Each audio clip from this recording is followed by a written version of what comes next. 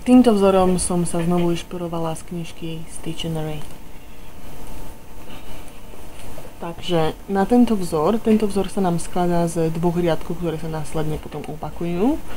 A potrebujete si nahodiť násobok 3 očiek plus 2.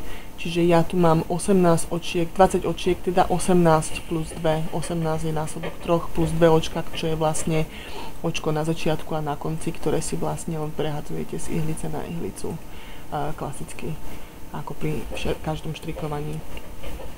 Takže poďme na to. Prvý riadok, lícna strana, začíname lícnou stranou. Prvé očko len prehodíme a teraz prichádza ten trik, ako vlastne nám vznikne tento vzor.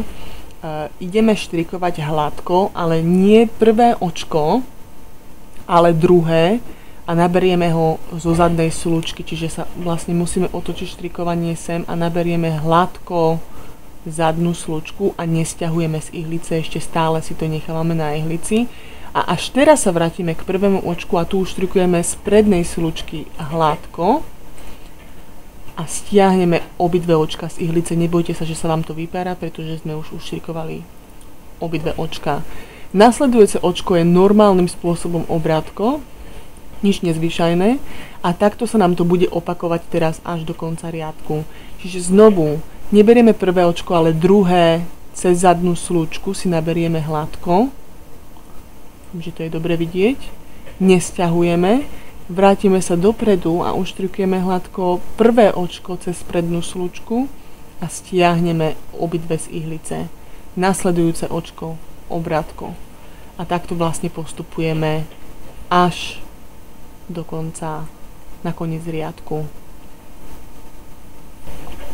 Takže teraz na rúbovej strane postup je skoro ten istý, akurát, že pracujeme s obratkom teraz a nie s hladkom. Čiže prvé očko si znovu len prehodíme a teraz ideme na to obratko, ale znovu neštrikujeme obratko prvé očko, ale až to za ním.